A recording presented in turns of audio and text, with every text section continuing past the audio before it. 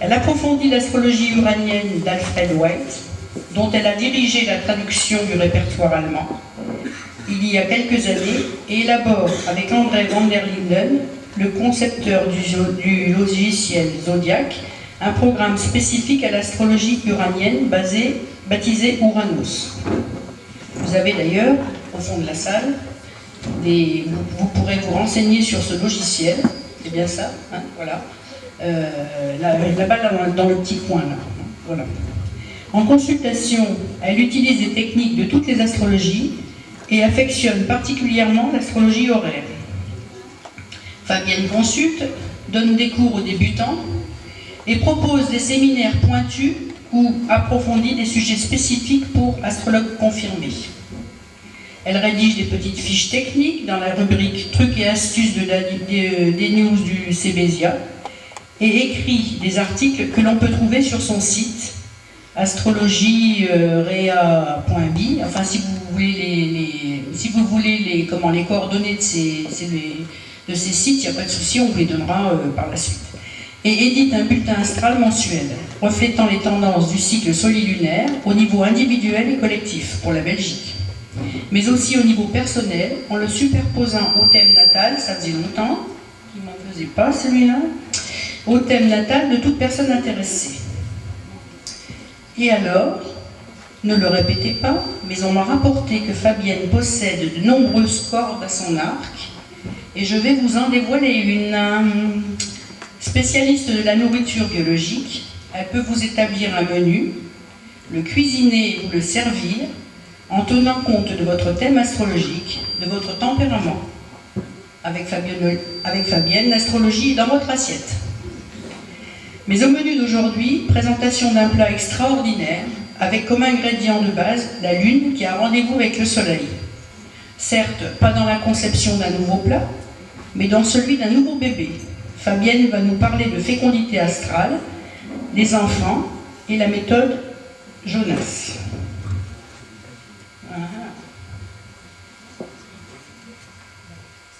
Je lui passe le micro.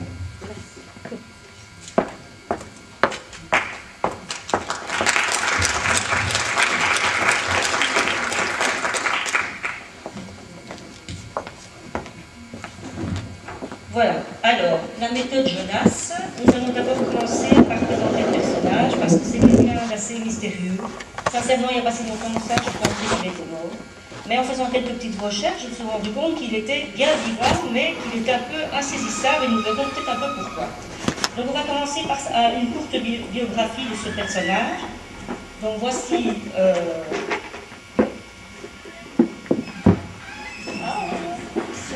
J'étais un homme mystérieux, hein, il se cache vraiment, donc voilà. Donc ça c'est Eugène Jonas.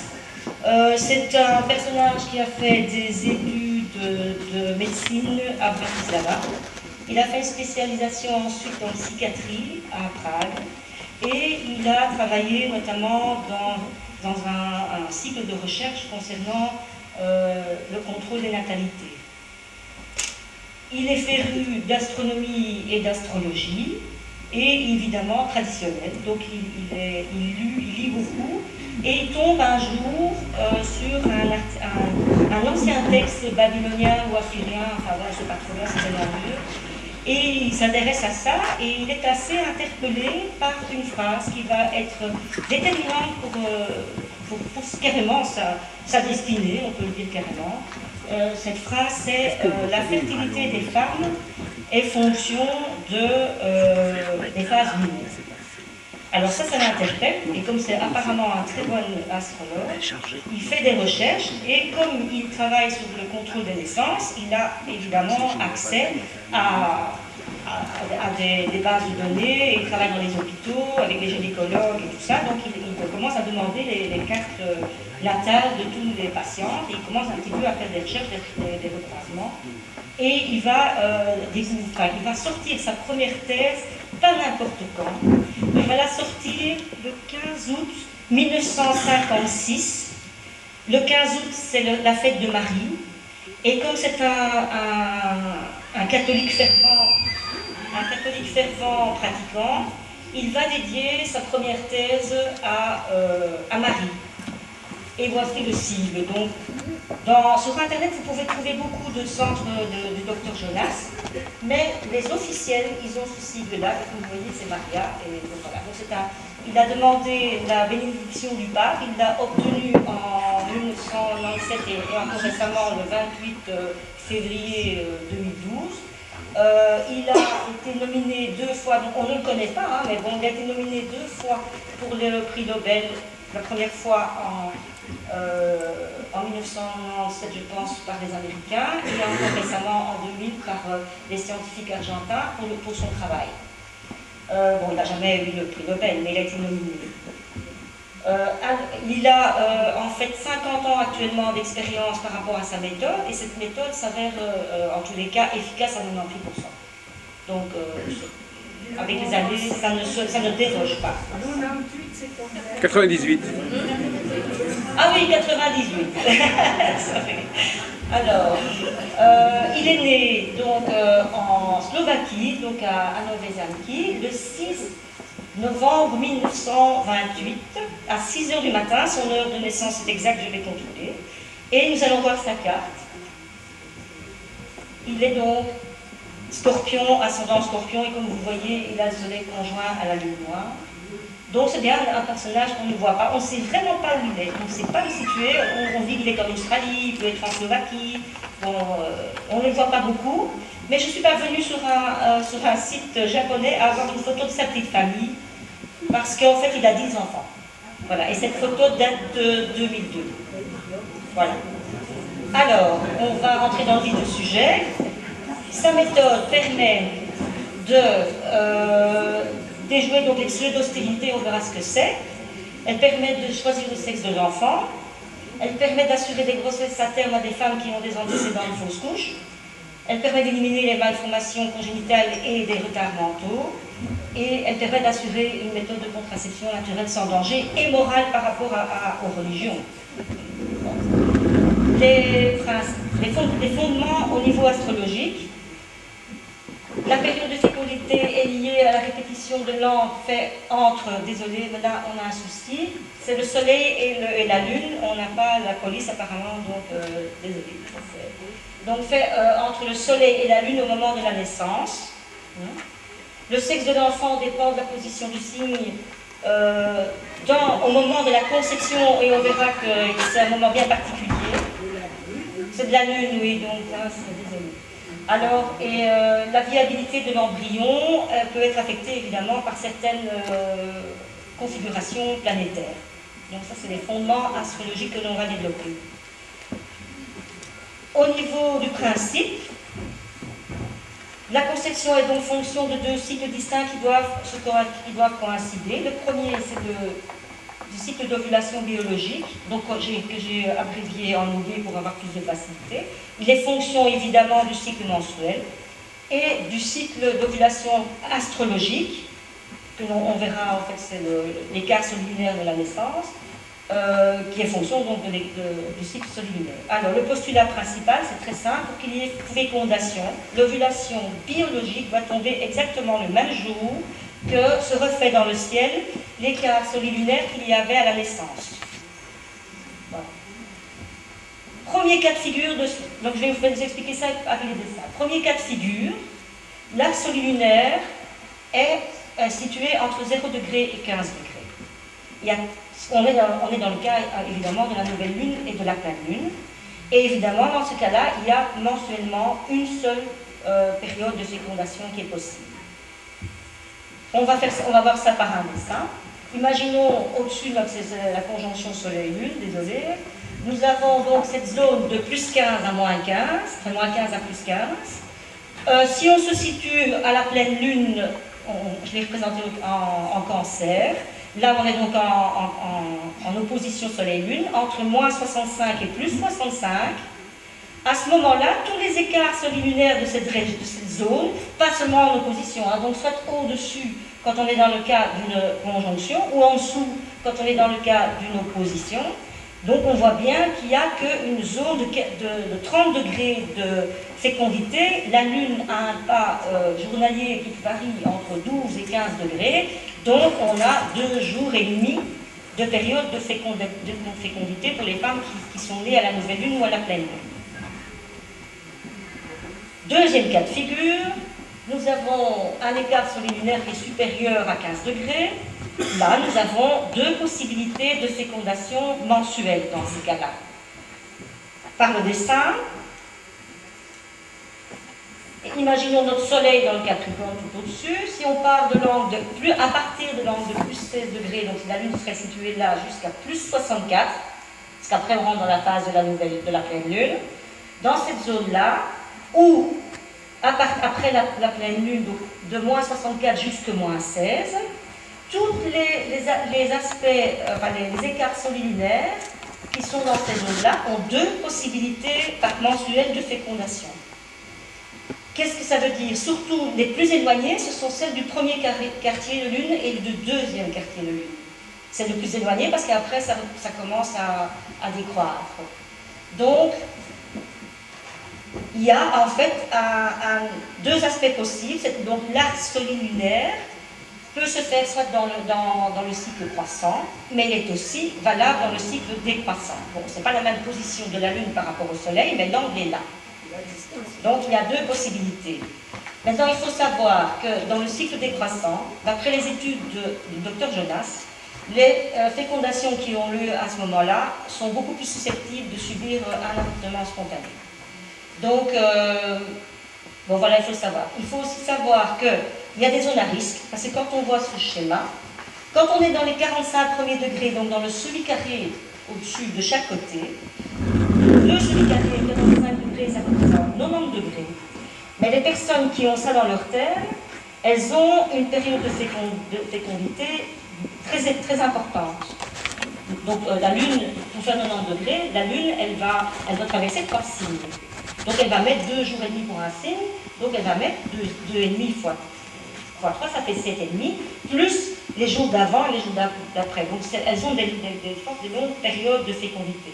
Ce qui peut poser un problème pour les personnes qui veulent faire de la contraception dans ce cas-là. Surtout qu'en plus elles sont plus fécondes, puisqu'elles ont plus de chance.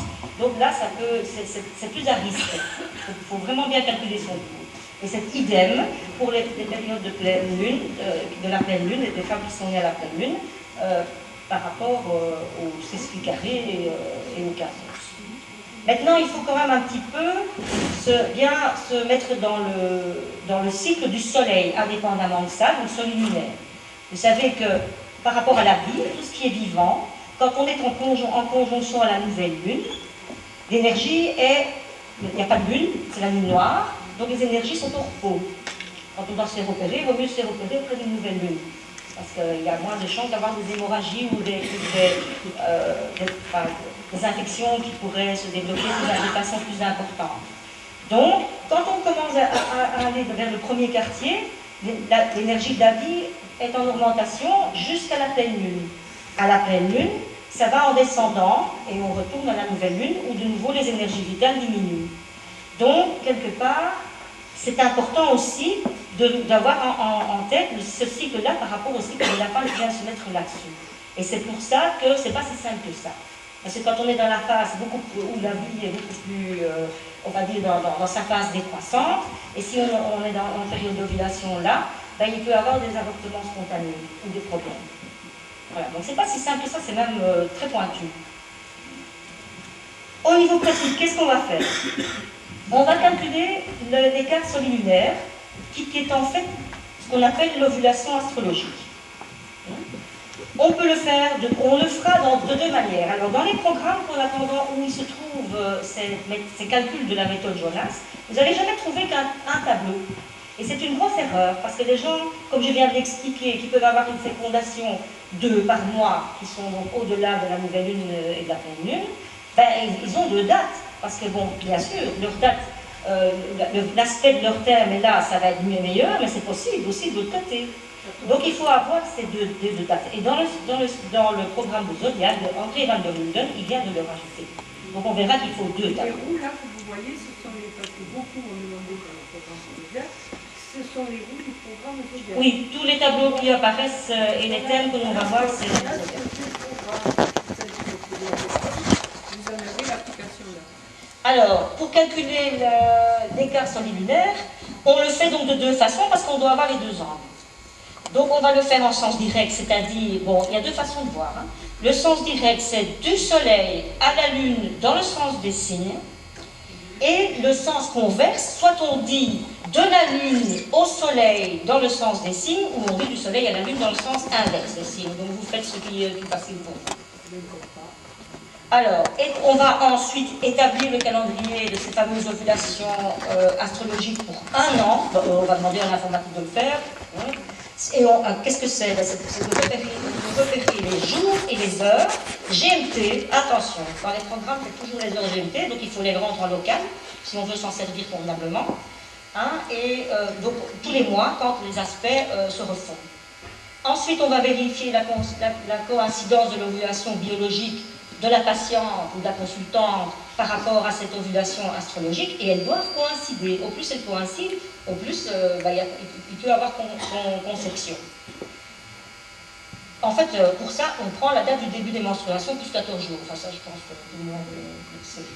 Alors, deux cas de figure. Si ça coïncide, il n'y a pas de problème. La personne, elle peut concevoir, elle ne vient même pas vous consulter, elle n'a pas besoin. Donc, si elle veut faire de la contraception, là, elle vient vous voir, parce que là, il faut faire quelque chose.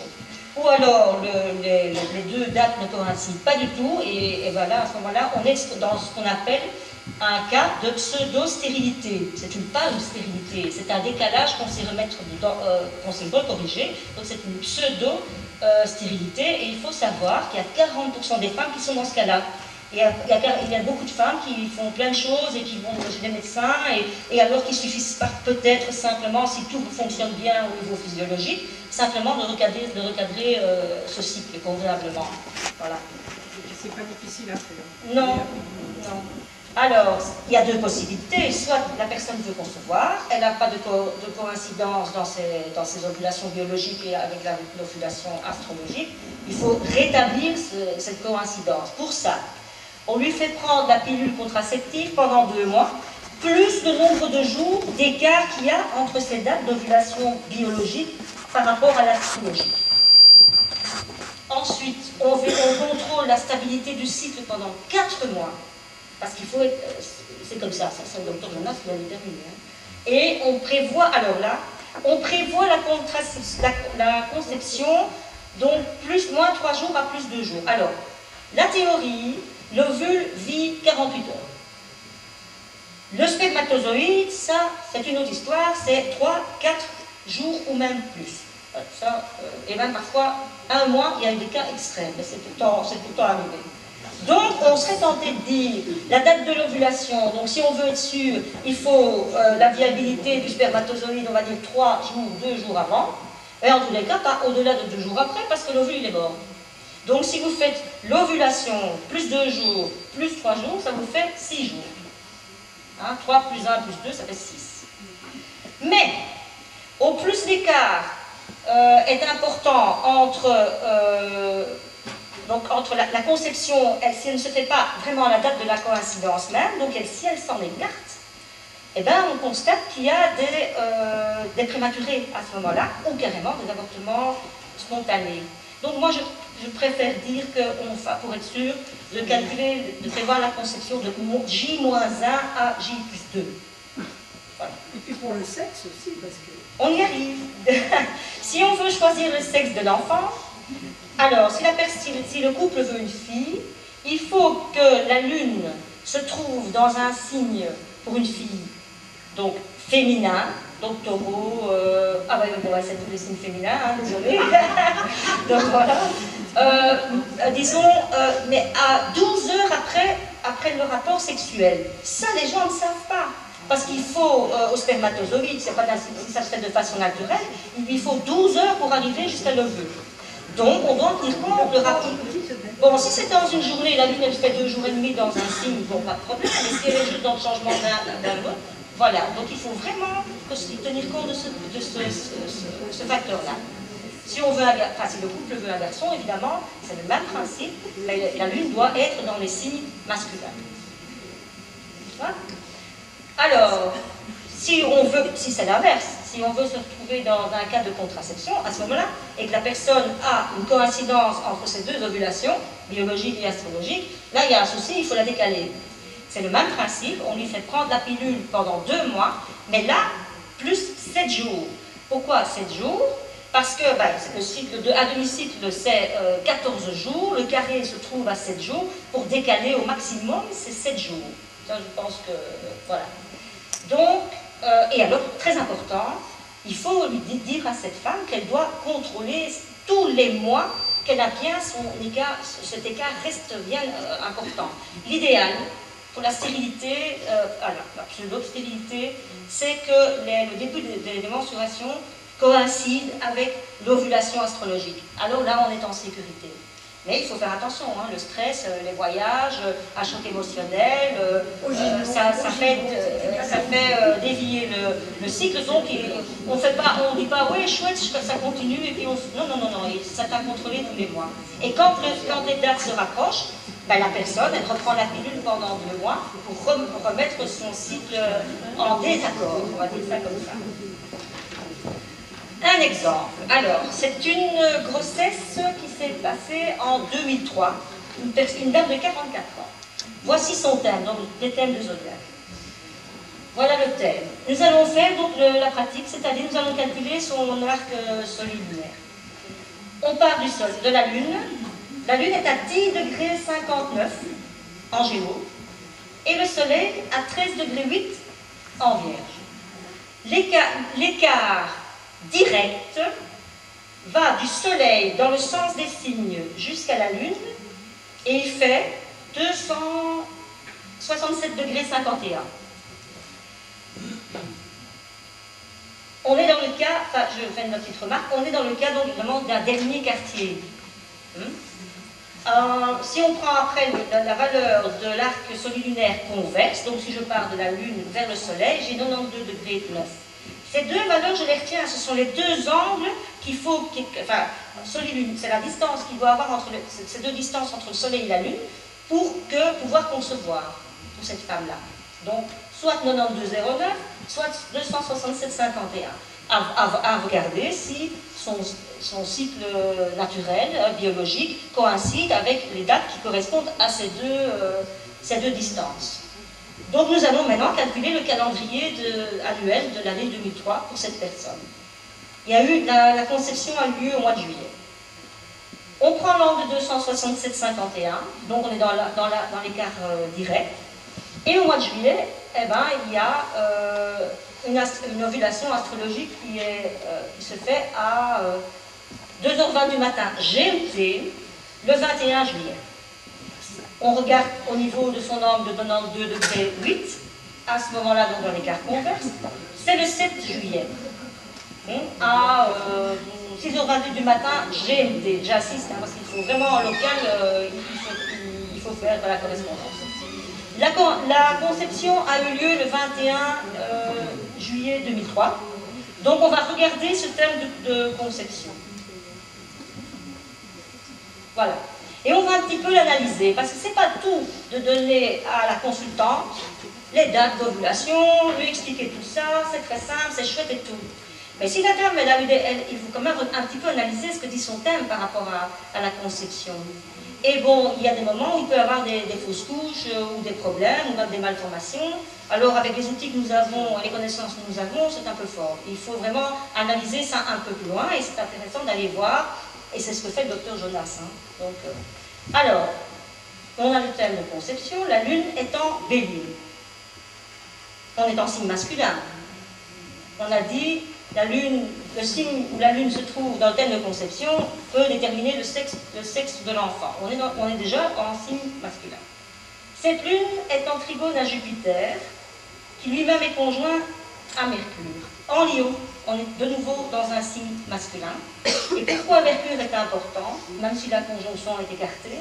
On part pour faire l'analyse d'un thème de conception, on prend les significateurs généraux. Donc la Lune, Jupiter représente les enfants aussi, mais Mercure multiplie dans la tradition ce qu'il touche.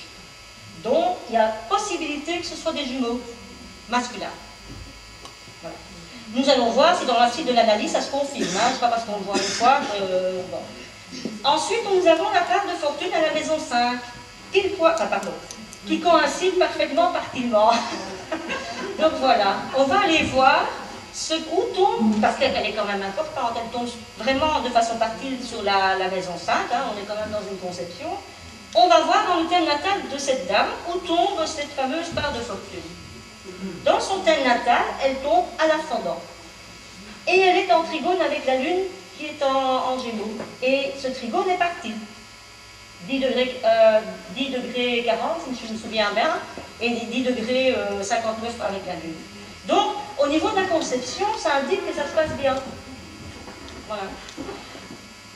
Ensuite, on va regarder les aspects, parce que bon, on regarde ce qui est bon, et puis on va voir si c'est pas quelque chose d'un peu moins amusant sur le thème. Donc, cette fameuse lune, elle est aussi en carré à Vénus, qui est maître de 12 et qui est maître de 5.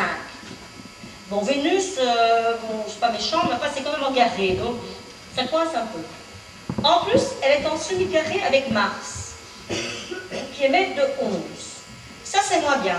Parce que dans la structure d'Hermès, si vous connaissez la loi, la règle, quand on a le Soleil ou la Lune qui est en conjonction, en opposition surtout, mais quand même en très mauvais aspect, avec Mars ou avec Saturne, eh ben, c'est pas bon, ça peut donner des malformations ou des problèmes à l'enfant, ou voilà.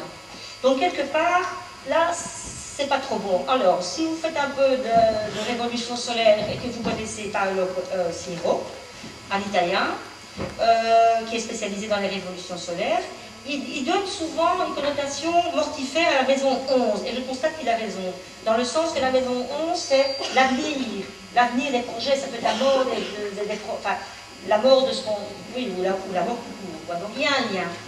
En plus, pourquoi Saturne et Mars sont nocifs? Parce que bon, les deux astres de la vie, c'est le Soleil, planète chaude et humide, enfin chaude et sèche, avec la Lune qui est froide et humide, avec un équilibre entre les deux. Et si vous avez une blessure de Saturne, ça vous met dans du froid sec. Donc ça pue la vie. Et Mars, ça vous met dans du chaud sec, ça pue la vie aussi. Donc ça, c'est pas trop bon.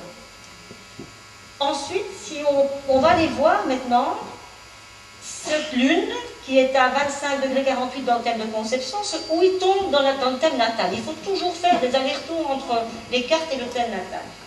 Et là, on voit que cette lune tombe dans la maison 8 sur la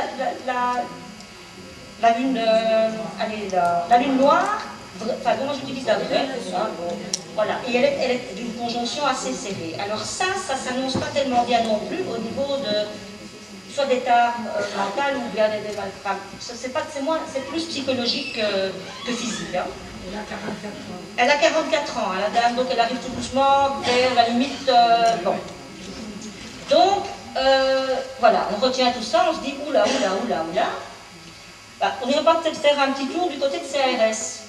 Alors, l'ARS, la date de naissance, c'est une personne qui est née en automne. L'ARS de conception, c'est l'ARS de 2002. Oui, donc c'est vrai qu'on peut voir aussi que Pluton, mais ça on le verra, parce que toutes les cartes, Pluton ne bouge pas vite, toutes les cartes, Pluton va tomber en natal sur le Saturne, qui est conjoint au fond du ciel de la carte natale et qui est maître de 5. Et on verra comment il est aspecté à la fin. Voilà. Donc, ça, on va essayer de le retenir. On va regarder maintenant les révolutions solaires. Donc, celle de conception donc, qui court, c'est l'année 2002. Voilà la RS. Qu'est-ce qu'on voit? On voit un amas planétaire en 5. Alors, dans la RS, c'est pas le signe de la Lune, bon ça peut donner un indice parce qu'ici ce sera le cas, mais c'est pas, dans la RS, le sexe de l'enfant c'est surtout déterminé par les planètes qui sont présentes en 5. Enfin bon, alors là on a, enfin, Mercure, on avait un amas planétaire en 5, mais on a notre Mars là qui est pile poil, enfin, pardon, partile, à la cuspide de 5. On a le Soleil, donc dans l'année c'est important, c'est une maison importante, mais elle est montrée par le Soleil, hein, bon il y a une conception d'enfant, et on a de nouveau Mercure. N'en aurait-il pas deux, hein, bon. Donc on voit encore que c'est possible que ce soit un garçon, parce que c'est Mars sur la cuspide. Et très sincèrement, dans mon expérience, chaque fois qu'il y a eu un Mars partile sur la cuspide de 5, c'est des garçons. Bon. Alors, même que le signe est en Vierge, c'est féminin, hein, comme signe. Par contre, la Lune est en Lion, donc enfin on verra après. Mercure est en sextile à Jupiter conjoint aussi de façon partile à la cuspide de 4. Il est en trigone à l'ascendant. Qu'est-ce qu'il a encore? Ça, c'est pour le côté positif, mais bon, il est aussi sesquicarré à Uranus, qui est en 10. Et ça indique que la personne, elle ne s'attendait pas du tout, c'est pas voulu, quoi. Bon, on lui a appris qu'elle était enceinte. Ah, à 44 ans. Voilà. Voilà. Alors, on va regarder un petit peu où tombe cette fameuse cuspide de 5 avec Mars et la Lune, qui est à côté. Alors, d'abord, Mars, il tombe dans le thème natal sur Pluton, qui est en 12. Et la Lune tombe sur la cuspide de 12, conjoint à la conjonction partile de Vénus et de Mercure, dont Mercure est maître de l'ascendant et de la maison 10. Il est en carré à Mars, qui est en 9, mais qui est maître de 8. De nouveau, là, on est dans la carte de la RS, et on voit que ça ne s'annonce pas trop bien. Maintenant, la fameuse Lune à 25-44, on voit aussi qu'elle est en opposition à Uranus. Donc, la surprise, hein, donc de nouveau. Maintenant, on va aller voir qu'est-ce qui pourrait se passer à l'année où, en principe, cette dame doit accoucher, donc en 2003. Et là, on sort la RS. Et là, on voit que la Lune est en Capricorne, en maison 5, opposée à Saturne, qui est en 11, certainement s'il est opposé, mais en Cancer. Nous avons une réception mutuelle. Ça tue la vie, ça je peux vous le garantir. Donc là, il n'y aura pas d'accouchement, ou alors, vaut mieux qu'il n'y en ait pas, parce que, voilà. Donc là c'est clair, hein, c'est une fausse couche, hein, donc on ne sait pas. En plus, on voit que cette Lune est sesquicarrée à Jupiter, qui est maître de 5 et qui est dans l'ascendant, qui est semi-carré à Uranus-Mars, la conjonction Uranus-Mars. Et cette fameuse Lune qui est en Capricorne à 1653, dans le thème natal de la dame, tombe en 4, mais elle tombe en sesquicarré à Pluton de nouveau. Donc on a toujours un retour, Lune noire, Pluton, maison 12, maître de 8, donc ça ne s'annonce pas de choses très, très bonnes. En plus, le Pluton, il est sur la conjonction, il est en conjonction à la cuspide de 5, et on a vu tout à l'heure que Pluton, on va le revoir, dans le thème natal, il tombe sur Saturne, qui est conjoint au fond du ciel, et qui est maître de la 5. Donc ça, nous avons, en la répétition, ça ne va pas. Voilà. Le Jupiter, il est opposé à la conjonction Mars-Uranus, donc de nouveau, c'est subitement, hein, donc on ne s'y attend pas. Et ce fameux Jupiter, on va voir où il tombe dans le thème natal. Et ce Jupiter, il tombe sur notre fameux Pluton, et de façon assez serrée. On est de nouveau dans cette... Donc vraiment, on a beau faire ce qu'on veut, là, c'est vraiment la fausse couche. Si maintenant, on dit, oui, mais bon, que se serait-il passé si elle aurait eu la coïncidence avec le cycle, dans son cas croissant, donc le carré croissant, qui se faisait le 7 du 7. Bon, ça ne s'est pas fait, mais pourquoi j'ai été curieuse, c'est parce que je me dis, mais est-ce que l'astrologie marche vraiment? Bon, j'y crois, hein, sinon je ne serais pas ici, mais je veux dire, voyons un petit peu, on va tester. Parce que vous avez vu la RS. Si elle aurait eu sa conception là, ben la RS elle n'est pas bonne. Donc si jamais cette conception là elle s'annonce bonne, il y a un problème. Alors je m'étais dit, alors là, alors on va vite regarder. Donc, on a cette fameuse lune en balance, quand même toujours de nouveau un signe, on est dans un thème de soi-disant conception, donc un signe masculin, hein, qui est en trigone à Jupiter, en maître de 5 à l'ascendant, qui est en sextile à Pluton, qui est en 5, bon, ça s'annonce plutôt bien, et puis il est en trigone à Neptune, qui est maître de 8, hein, donc ça va toujours, mais bon, qu'est-ce qu'il y a de négatif, c'est que c'est de nouveau la surprise, on est de nouveau en sesquicarré avec Uranus, mais lui, il est conjoint à la cuspide de 8. Donc ce n'est pas mieux. Qu'est-ce qu'on peut voir? La fameuse lune, on va aller voir où elle tombe dans le thème natal. Elle est là, et elle est en semi-carré à Pluton, de nouveau dans la maison 12 de la personne. Donc vous voyez, ça tient la route en astrologie quand même. Bon, Ben, je pense qu'on a fait le tour. Elle a fait une fausse couche à combien de mois Très rapidement, parce que la conception a eu lieu, on va voir après ce que ça dit dans son thème, mais la conception a eu lieu au mois de juillet et la fausse couche a été annoncée, en fait c'était bien des jumeaux, parce que la fausse couche a été annoncée par la gynécologue, parce que ça ne bougeait plus, hein, on appelle ça des œufs clairs, et elle avait bien 2, et fin septembre. Voilà. Mais bon, vous avez vu tous les aspects qu'il y avait, donc c'est très bien, la nature a bien fait les choses, parce que ça aurait été problématique, hein, de toute façon. Alors maintenant, dans le cadre de cette dame, on va les faire, je travaille un peu à l'envers, donc je dis, mais mon Dieu, mais qu'est-ce que ça racontait? Donc on a le maître de Saint, notre Saturne là. Qu'est-ce qu'il a comme aspect? Ben, il n'en a pas un bon, à part avec Uranus. Bon. Il a en opposition à la Lune, en carré à l'ascendant, en carré au Soleil, et en semi-carré à Jupiter, qui est maître de 4. Donc, quelque part, ce Saturne ne donne pas la vie. Hein. Il blesse le Soleil, il blesse la Lune, il blesse même la femme. C'était un premier enfant.